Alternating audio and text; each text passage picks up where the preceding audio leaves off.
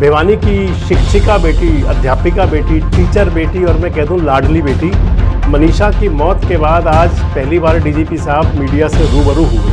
कहते हैं कि बेटियां सबकी साझी होती हैं। माँ बाप का और परिवार का जो दुख है वो हम सब समझते हैं। और भिवानी के अंदर ही उन्होंने मीडिया कर्मियों से बातचीत की और तमाम सवालों के जवाब दिए। इस केस की इन्वेस्टिगेशन को सीबीआई को दे दिया जाए।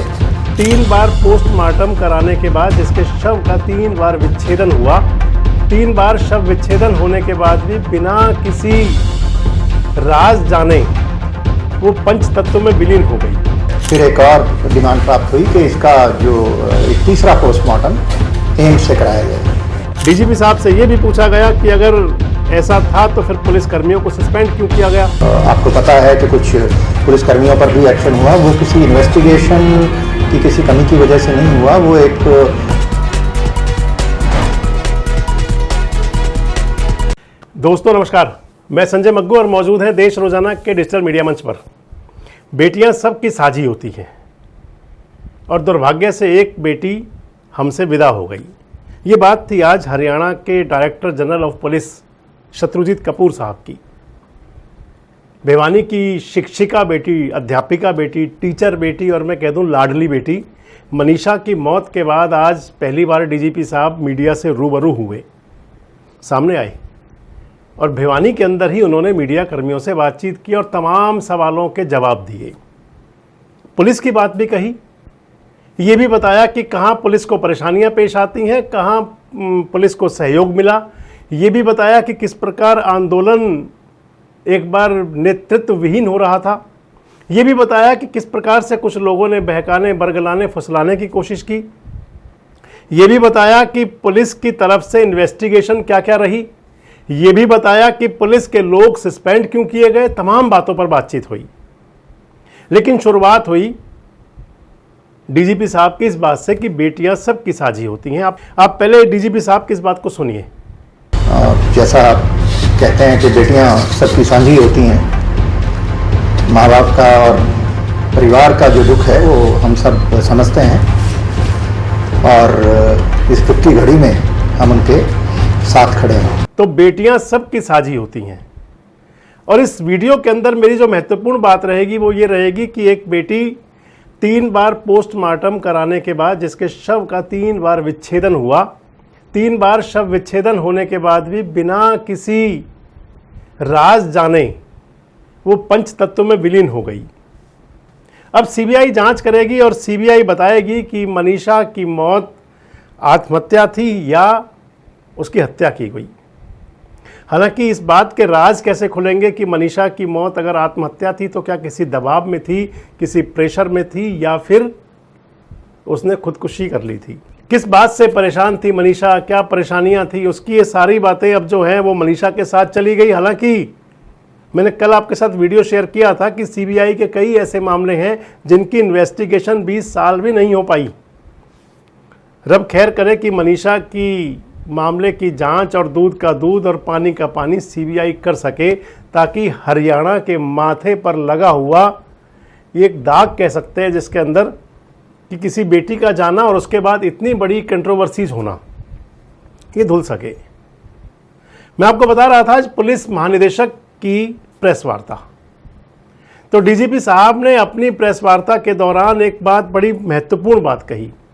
उन्होंने कहा कि साइंटिफिक तरीके से जितने भी जो अनुसंधान के तरीके हैं उस लिहाज से, उस हिसाब से मनीषा के मामले की जांच की गई।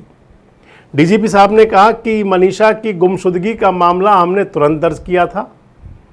डीजीपी साहब ने ये कहा कि मनीषा की मौत के मामले में क्योंकि परिवार के लोगों का कहना था तो उसके अंदर हमने जो धारा जोड़ी थी वो मर्डर की जोड़ी थी, लेकिन जो पोस्टमार्टम रिपोर्ट और जो बिसरा की रिपोर्ट, इन सब के आधार पर जो सामने दिख रहा था वो हमने बताया। एक बार सुनिए डीजीपी साहब ने क्या कहा। बीमार हो जाते हैं, हम लैब में टेस्ट कराते हैं तो कई बार ब्लड कल्चर और दूसरे टेस्ट होते हैं, आपको पता है उनमें 36 घंटे 48 घंटे का समय वो बताते हैं, आपको इतना समय लगता है। तो जो फोरेंसिक साइंस के टेस्ट हैं उसमें लैब्स के अंदर उनमें जो समय लगा, और जब जैसे ही हमारी विसरा की रिपोर्ट मंडे को मिली, सोमवार जो गया उसको मिली, मंडे को ही हमने प्रयास किया कि इनको, उसी दिन बोर्ड बन गया और बोर्ड बनकर उन्होंने ओपिनियन दिया। तो पुलिस महानिदेशक ने बताया कि पोस्टमार्टम की रिपोर्ट और उसके बाद बिसरा की report, forensic experts, medical teams, उसके अलावा जो तमाम जांच थी, उन जांच के बाद, बिसरा की जांच के बाद जो सामने आया, उसके आधार पर पुलिस ने कार्रवाई की। डीजीपी साहब से यह भी पूछा गया कि अगर ऐसा था तो फिर पुलिस कर्मियों को सस्पेंड क्यों किया गया, तो इसका भी जवाब दिया उन्होंने, आप सुन लीजिए। हम जो जैसा आपको पता है कि कुछ पुलिसकर्मियों पर भी एक्शन हुआ, वो किसी इन्वेस्टिगेशन की किसी कमी की वजह से नहीं हुआ। वो एक परिवार की शुरू में से ये बातें आई कि उनके साथ व्यवहार कुछ ठीक नहीं किया गया, तो उसके चलते विभागीय कार्रवाई जो हुई उसमें जो भी आगे उनको प्रिंसिपल ऑफ नेचुरल जस्टिस के हिसाब से जो हमारी प्रक्रिया है उसके हिसाब से मौका दिया जाएगा अपनी बात रखने का, और जांच आगे बढ़ेगी और जो जांच में दोषी पाया जाएगा उसके विरुद्ध कार्रवाई की। तो पुलिस महानिदेशक साहब ने बताया कि जिन लोगों को, पुलिसकर्मियों को सस्पेंड किया गया, उन सबके पीछे कारण ये था कि उनकी इन्वेस्टिगेशन में फॉल्ट नहीं था। बताया गया कि परिवारजनों के साथ उनके व्यवहार की शिकायत थी, जिसके आधार पर सस्पेंड किया गया, जिसके आधार पर ट्रांसफर हुआ और उसके आधार पर अगली जांच होगी।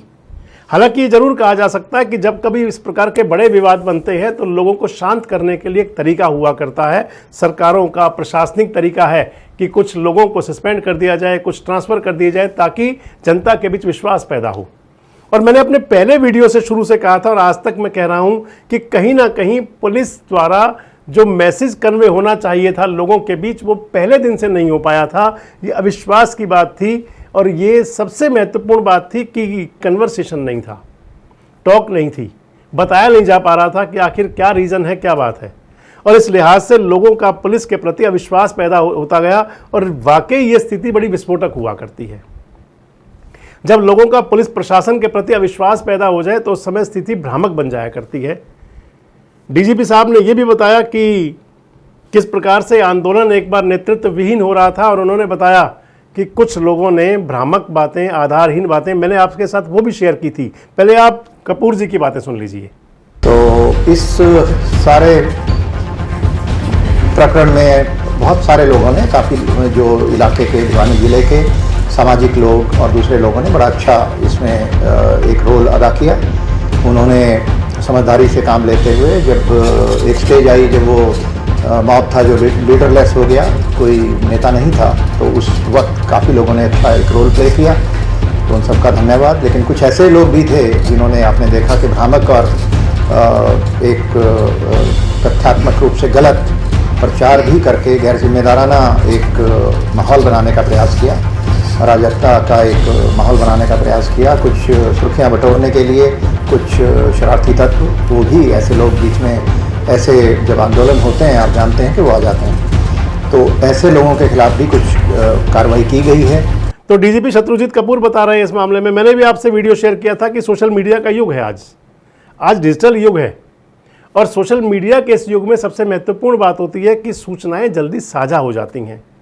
लेकिन इसका जो दूसरा पहलू है वो ये है कि कई बार इसके अंदर आधारहीन, भ्रामक बातें लोगों के बीच चली जाती हैं जिसका मैसेज सही नहीं हुआ करता। मान लीजिए मनीषा के मामले में ही लीजिए आप, कि भिवानी के अस्पताल में भिवानी के डॉक्टरों ने जो पोस्टमार्टम किया, जिसमें कि बिसरा भेजा गया, कुछ जांच में सामने ही कुछ नहीं पता चला, कॉज ऑफ डेथ क्या था, मौत का कारण क्या था, कुछ सामने नहीं आया। लेकिन चाहे वो सोशल मीडिया रिपोर्ट्स थी और चाहे वो मीडिया रिपोर्ट्स थी, उनके अंदर ये छपा कि गला रेत करके हत्या कर दी गई। पहले दिन से ही जब एक बात चली कि गला रेत करके हत्या कर दी गई, तो फिर लोग उसी थ्योरी पर चलते रहे, और ये हुआ भी करता है। इसलिए मैंने कहा कि कई बार सोशल मीडिया पर जो बातें चलती हैं और कई बार मीडिया के लोग भी जिन बातों को चलाया करते हैं, वो पूर्ण सत्य कई बार नहीं पहुंच पाता। और अधूरा सत्य जो है, अगर आप सत्य आपके पास नहीं है, पूर्ण सत्य नहीं है, तो अधूरा सत्य बताना तो पूरी तरह से किसी भी मामले को, किसी भी घटना को किसी भी तरफ मोड़ सकता है, आप समझ नहीं सकते उसे। मनीषा के मामले में बिल्कुल गहन जांच होनी लाजिम थी, जरूरी थी, जो नहीं हो पा रही थी शुरू से, और जिसमें अब आज पुलिस महानिदेशक ने भी कहा कि सीबीआई को जांच सौंपे जाने का मतलब ये नहीं है कि फेलियर था हरियाणा पुलिस का या मेडिकल ग्राउंड पर या किसी और बात पर, क्योंकि परिवार के लोग चाहते थे, और हुआ भी करता है कि जब अविश्वास की भावना हो तो उस अविश्वास को पाटने के लिए सरकारों की ड्यूटियां बनती हैं, सरकारों का कर्तव्य होता है कि लोगों के मन से किसी भी प्रकार का भ्रम वहम ना रहे, किसी प्रकार की भ्रांति ना रहे, उसको दूर किया जाए। हालांकि होना यह भी चाहिए था कि जब डिमांड आ रही थी सीबीआई जांच की तो उससे पहले पुलिस कहीं एसआईटी की बातें करती, किसी और बड़ी क्राइम ब्रांच से बात करती या फिर कुछ और बातें भी आती।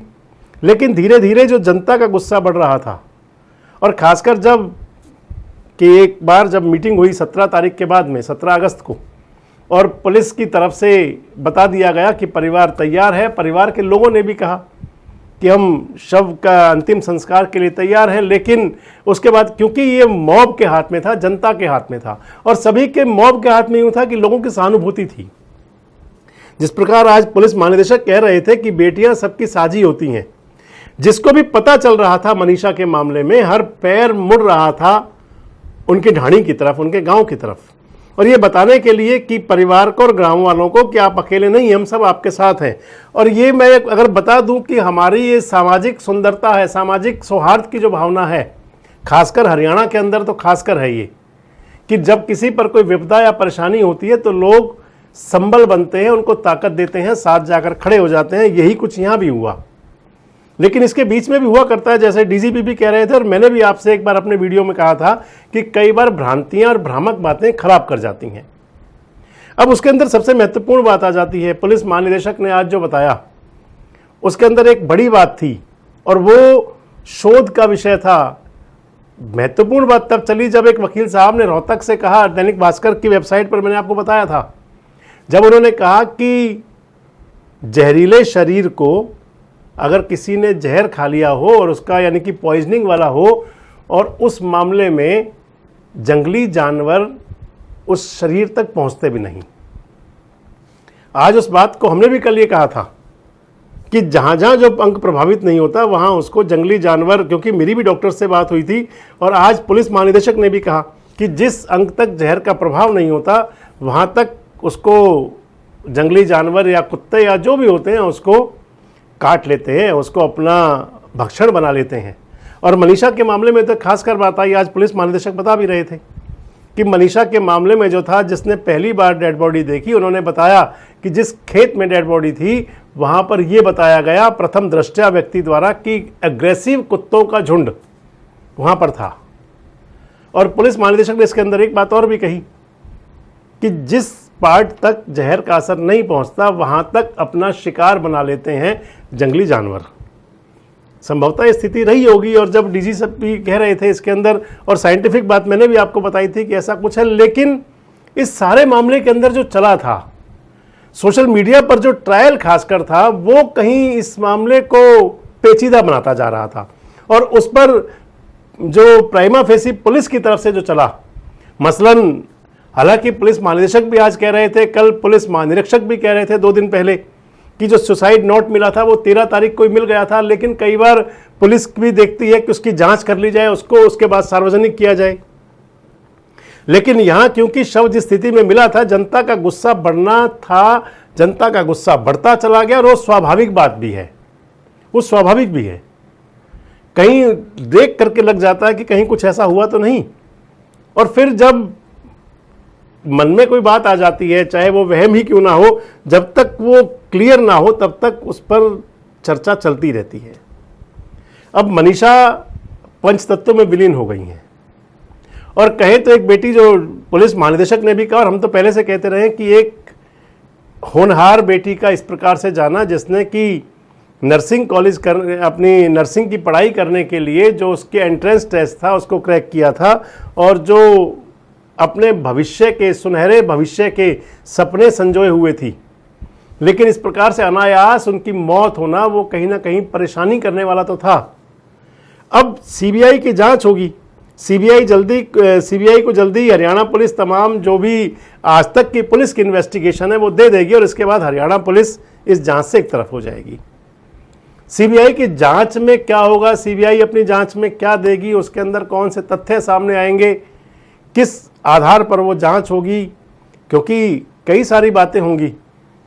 अभी तक भी बात चलती रही है सीसीटीवी फुटेज की, मनीषा के मोबाइल के बारे में भी आज डीजीपी ने बताया कि मनीषा का मोबाइल जो मिला वो सही अवस्था में नहीं था, कुछ पार्ट मिले, उसकी भी जांच की जा रही है।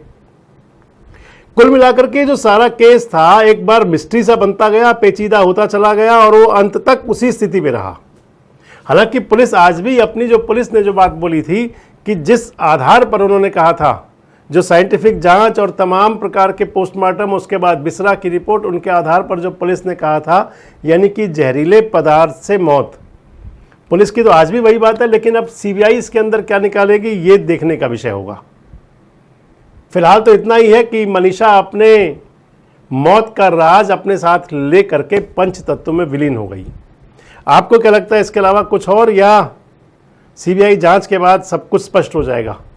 कमेंट बॉक्स में जरूर बताएं। जुड़े रहें हमारे साथ, देखते रहें देश रोजाना। हमारे साथ जुड़े रहने के लिए सब्सक्राइब करें देश रोजाना के YouTube चैनल को और नई वीडियो की नोटिफिकेशन पाने के लिए बेल आइकन जरूर दबाएं। अगर आप ये वीडियो फेसबुक या इंस्टाग्राम पर देख रहे हैं तो पेज को लाइक और फॉलो जरूर करें और ज्यादा से ज्यादा शेयर करें।